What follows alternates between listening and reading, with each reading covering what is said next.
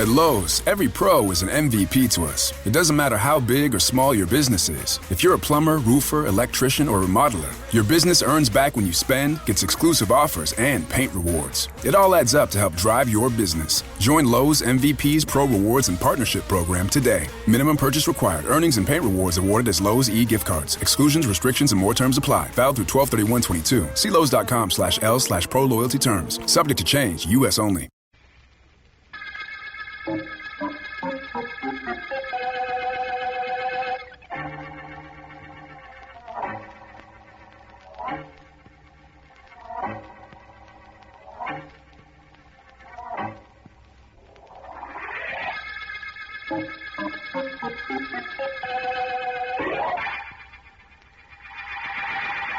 Please, Daniel. I'm sorry, dear. I just can't help being nervous. The man wants $100,000. It's every bit of money we have in the bank. He'll kill you if you don't give it to him, though.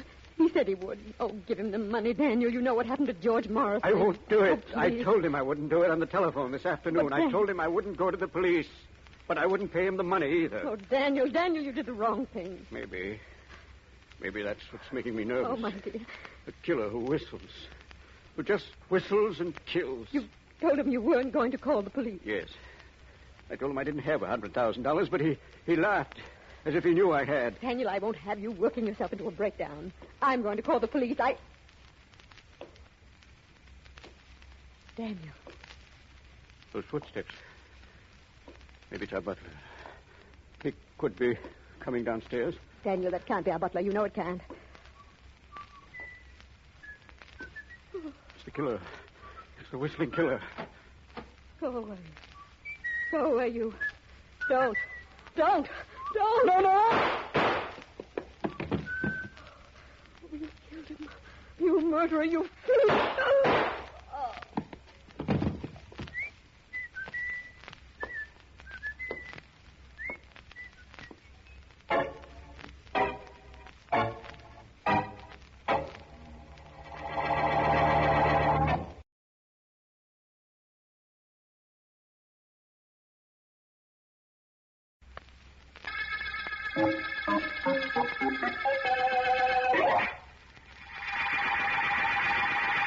I tell you, Vance, you've got to do something. This isn't any scientific murder series. There aren't any clues. All we know is that 3 people were murdered by the whistling killer. I know, Markham. Believe me, I understand the complications.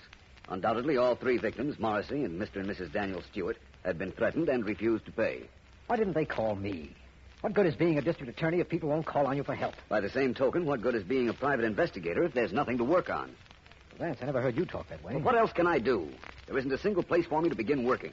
What do we know? Tell me, what do we know? Well, we know the Stewart's butler heard someone whistle, then shots.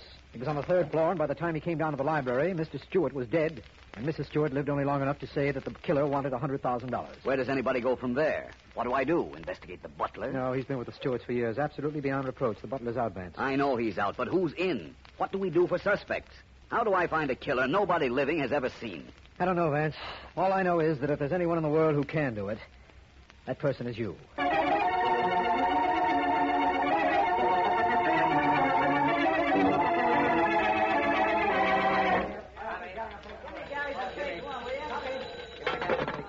Steady, Dad. Mullins. Joe, Mike. I've got a statement from the DA on those whistling killer murders. Give. District Attorney Markham urges any citizen who was approached by the whistling killer to call him immediately in the interest of law and order, etc., etc., etc. The DA asks we put it in a box at page 1. I'll take it up to the city editor. Nothing more to the statement? That's it. The usual business about the law being more powerful than any criminal. Police have several leads they're tracking down, you know. Can do.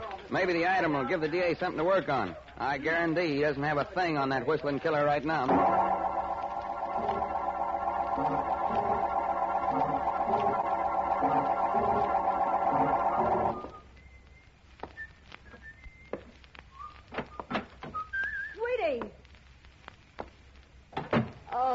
Sweetie, I've been waiting for you. Oh, honey, it's good to see you. Sit down. Here, sit here in your favorite chair. That's it now. Come on now, honey. Put your feet up. Right here on the stool. That's better, isn't it? Are you hungry, darling? Uh-huh. Well, I'm going to fix you something super special. Here, let me open up your collar, huh? Yeah. Is that better? Now, you sit right there and don't you move. I know you worked very hard last night. I've been reading all about it in the newspapers. Say, you killed 3 people already.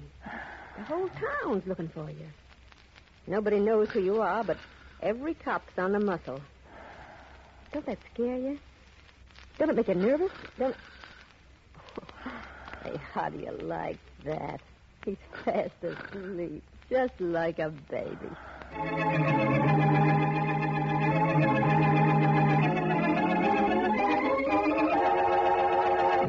No, Markham, not a thing. I know. This is the most helpless situation I've ever been in. Nobody's called in after that item I had put in the newspapers either, Vance. Does this mean we'll have to wait for somebody else to be killed before we do something about the whistling killer? I sincerely hope not. The very moment you hear any... Mr. Vance, I've got to talk to you immediately. Hello, Please. Vance. Please, Mr. Vance. I'll call you back, Markham. I have a visitor. Goodbye. Well, it's a little late for me to ask you in, my friend, but would you mind closing the door? Vance, my name is Wilbur Jones. I've received a warning. The whistling killer. You've got to do something to help me. I don't dare go to the police. You've got to help me. Somebody has to help me. Take it easy, please, Mr. Jones. I was just talking to the district attorney. We knew the whistling killer would look for another victim.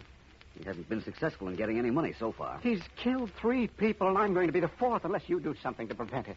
He warned me against going to the police. He said he'd kill me if I did. I don't dare go near the district attorney. I came to you. You've got to help me. How much money does he want?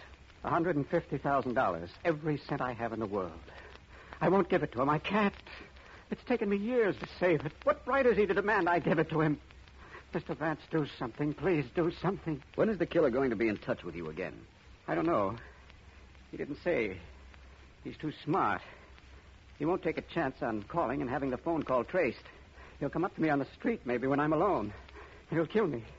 He'll kill me sure, Vance. I don't think he will, Mr. Jones. Something you've told me has given me the first clue I've had on this case. Something I have told you? Yes. I want to telephone the bank where Mr. Stewart kept his money. We know the whistling killer asked Stewart for $100,000. Yes. If I find out one thing at the bank, I'll have the one thing I need to start work on catching him. And you can bank on that.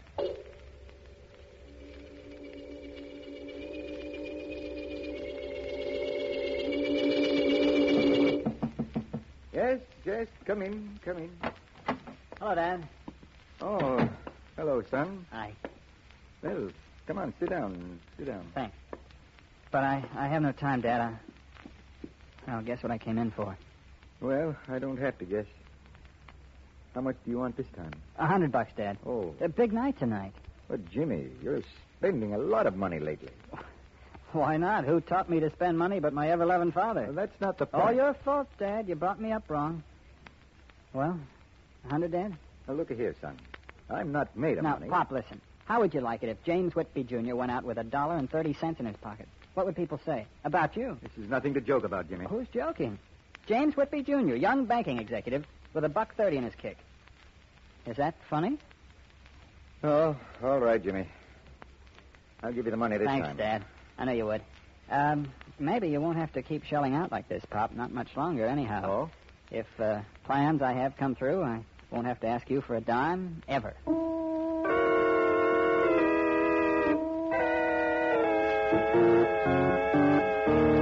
Come on, Markham. Give. Now, Joe, Our readers want to know what progress the police have made on the Whistling Killer case. there's nothing I can tell you, Joe. Not a thing.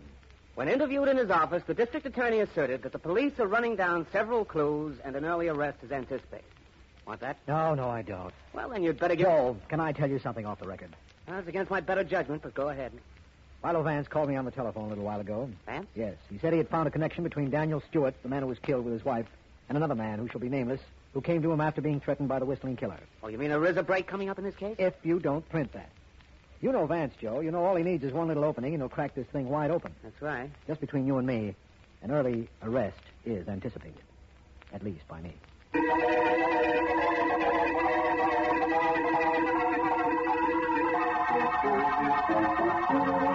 Mr. Whitby, you were the head of the Leighton Bank for many years, weren't you? Yes, Vance. Yes, I was.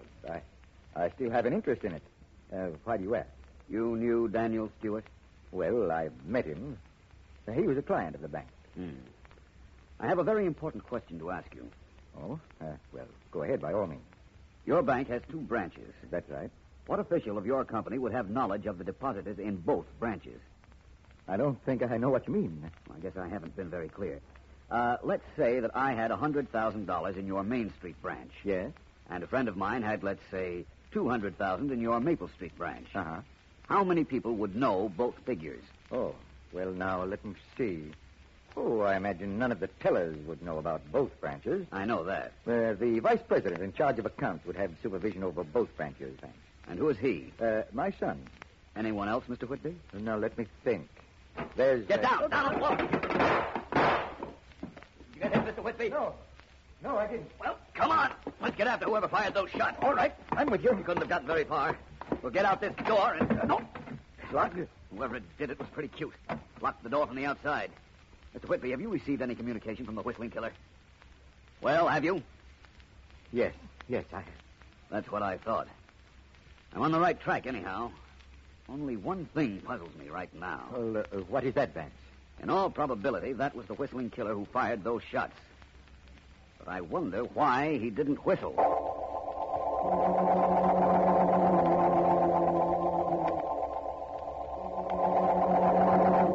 Stop it! What are you hitting me for? I didn't say I was going to do it. I only said I might if you didn't treat me. Let it out. Cut it out. Cut it out. Cut it out. Will you... Where are you going? Where are you going?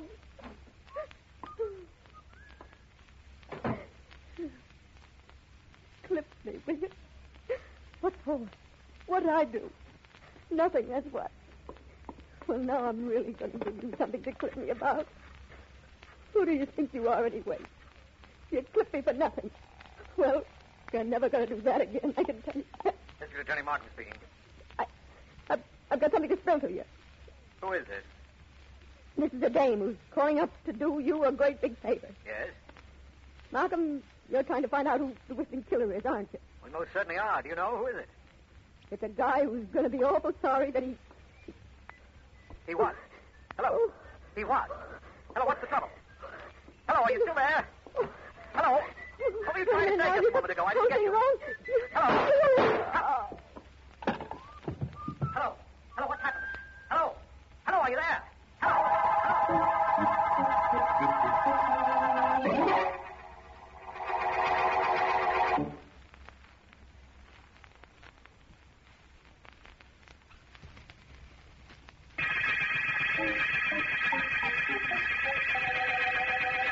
This is District Attorney Markham. The Whistling murder case concerns the killing by an unknown extortionist of several people, the most recent of whom was shot while talking on the telephone to me. Philo Vance, appealed to for help by a man named Wilbur Jones, uncovered something that sent him to a former banker named James Whitby, and from Whitby learned that his son, James Jr., knew the exact deposits several of the victims maintained in their bank accounts. He's about to explain the significance of this to me in my office, and I'm very... It's reasonably simple, Markham. Just before she died, Mrs. Stewart was able to tell her butler that the Whistling Killer had demanded $100,000. Yes, I know. That $100,000 represented every cent Stewart had in the bank. Somebody knew that. Or it was a coincidence. Well, it might have been, except that the Wilbur Jones who came to me told me that the Whistling Killer had demanded exactly the same amount as he had in the bank. And both Jones and Stewart used the same bank, although different branches. Oh, I think I'm beginning to understand. And I'm frank to say it's about time I did. We almost had a break on this case, that phone call I got from the girl who was shot. She didn't live long enough to talk. We'll make our own break, Markham. As you know, James Whitby told me that his son would know how much depositors in both branches of the bank would have in their accounts. But I've uncovered the strangest thing. Yes? Yes. I discovered that Mr. Jones is a director of the bank, and that he, too, might very easily have access to the accounts. You mean the man who came to you for help is a suspect? Why not? That device has been tried before, pretending to be a victim so that suspicion is removed. I've got to do some more checking. I want to find just how many people would know about the deposits in both bank branches. Then I have a plan to make the Whistling Killer show his hand. It sounds very interesting if one of the bank employees is the killer. What goes on from here, Vance? I go on from here, Markham, on to a series of questions with which I won't bore you. The next time you hear from me, I'll have some answers for you.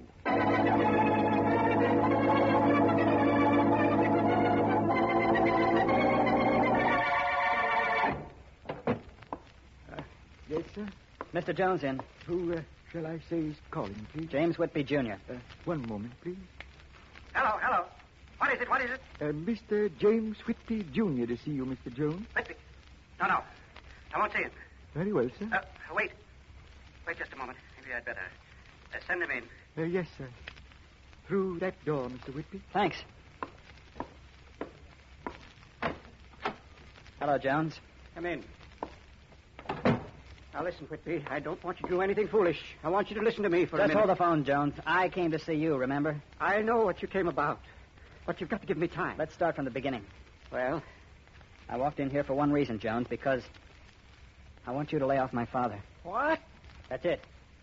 Lay off my dad. What are you talking about? He told me a shot was fired at him when he was talking to Philo Vance yesterday. I know that. The whistling killer fired that shot. Is that what you think? Yes, and you're the whistling killer. What? I figured it all out. When I told Vance about the amount of money I was asked for, he figured it was somebody at the bank. You know how much everybody has deposited. You've got to be the killer. Leave me alone or I'll call for help. That's a good act you're doing. But you have as much opportunity to look at our account as I have. You know the amount each depositor has. But I'll give you a break, Jones. You lay off my father, and I won't tell anybody what I know. What you know? Just what is it you know? That you're the whistling killer, of course.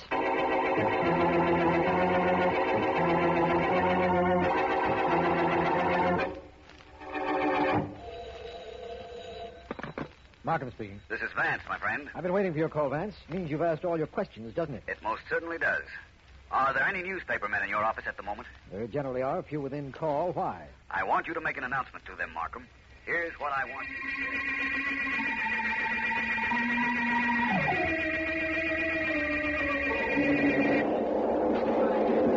Hey, quit pushing.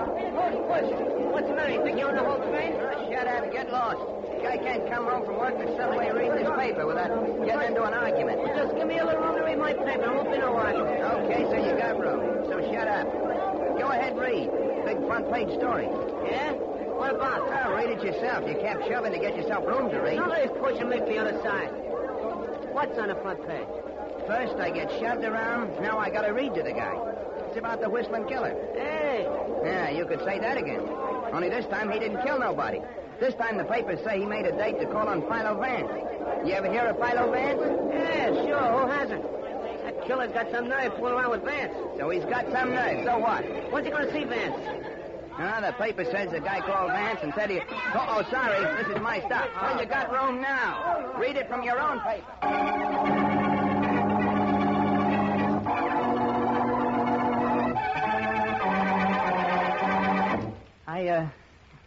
I could use another C-note, Dad. What? Yeah. Another 100. Another 100? Look here, boy. I gave you $100 the other night. I guess you did, but it's gone. I meant to ask you for it today down at the bank, but you left before I had a chance. Well, you might as well know this. I'm not giving you any more money, Jimmy. But, Dad... I don't have it. Come on now, Dad. Let's stop with that talk. You got plenty of dough. You got stocks, bonds... I don't have any more. You don't? What happened? The wrong stocks went up. The wrong ones went down. Oh, what's the difference? You got plenty of cash. Come on, Pop, 100. That's all I need, 100. No. And that's definite. Pop, you wouldn't want me... Who's there? Philo Vance. Philo Vance. What does he want here? Open the door and see. What's the matter, Jim? What are you afraid of? Nothing. Nothing. I'll open it. Hold it, Vance. I'm on the way. Well? You're young Whitby? Well? That's my son, Vance. He doesn't seem particularly pleased to see me. How are you, Mr. Whitby? I'm pretty well, thank you. Oh, what do you want here, Vance? I merely want to invite you over to my office, young man. What for? To meet the whistling killer. What?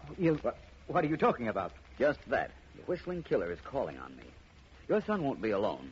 Mr. Wilbur Jones will be there, and District Attorney Mark. Well, what do you want with me? I'm not going there. I won't go. I think you can convince him differently, can't you, Mr. Whitby? Well... My office in an hour. Perhaps you ought to bring your son, Mr. Whitby. Just to make sure he gets there, of course.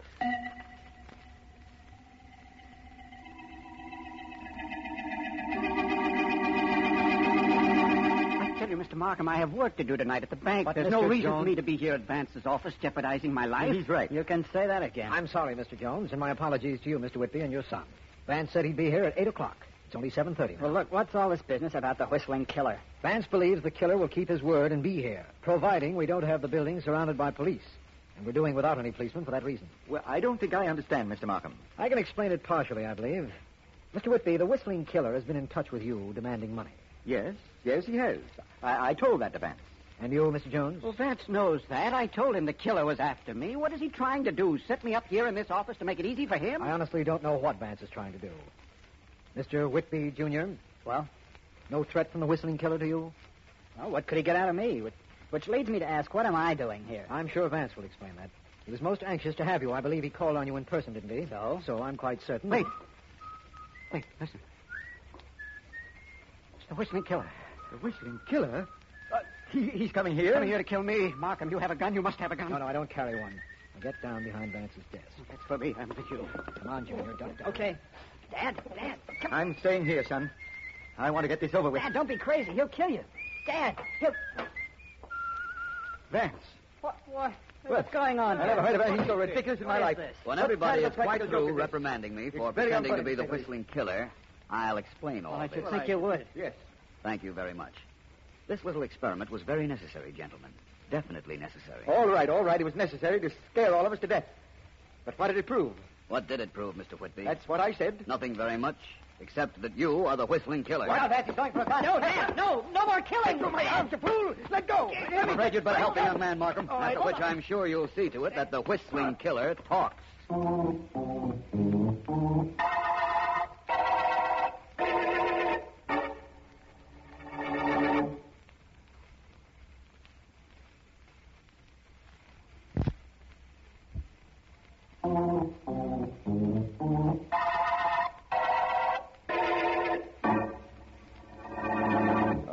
All right. What's the point of my denying it? I'm the Whistling Killer. Although how you knew, how I gave myself away, I'll never know, Vance. It so happens that I don't know either, Whitby. Vance? Let's see if I can start from the beginning of this case and bring it right up to date. I'll admit that some of this is pure supposition, but I believe you lost all your money in the stock market. Correct, Mr. Whitby? It's your story, Vance. It's correct. Thank you, Markham. Anyhow, Whitby hit upon the idea of the Whistling Killer, an idea that would cloak his identity. He investigated the bank accounts of his friends, found just how much cash they were worth, and went to work. There was a girl killed, wasn't there, Vance? How do you explain that? That, Whitby, was your girlfriend, of course. You two probably had a falling out. Incidentally, when Markham was talking to her on the phone, just as you shot her, he heard your whistle, which was how I could imitate it in my office. You still haven't told me how you found me. I will. There are some details to fill in. One of them was the shot that was fired when you and I were together, Whitby. You see, your son knew you were the killer. I'm sure he did. He fired that shot, missing purposely just to throw me off. Young Whitby knew about his father? I think so. He went to see my client, Wilbur Jones, and accused him of being the Whistling Killer, to keep Jones from suspecting Mr. Whitby here. After all, there are only 3 men who had access to the accounts in both branches of the bank, the 2 Whitbys and Jones. As you say, Vance, this is all hypothetical, although it does sound completely logical. But let's get back to your office when you named Whitby here. How would you do that? When I, impersonating the Whistling Killer, came to the door, Markham, you and young Whitby and Jones were behind my desk. Only Whitby here was in the open, with a much-feared killer closing in. Why would he stay out in the clear? No reason, Vance. One reason. Because he knew it wasn't the Whistling Killer at all. It couldn't be. He was the Whistling Killer, so he knew he had nothing to fear. He realized it was a trick. Oh. So that's how I gave myself away, huh? Yes. You imagined the killer would do just that, didn't you, Vance? I hoped he would. But we were in the middle of this case before I got the idea for it. It doesn't matter that you got the idea in the middle, Vance. It only matters that we've reached the end of the Whistling murder case.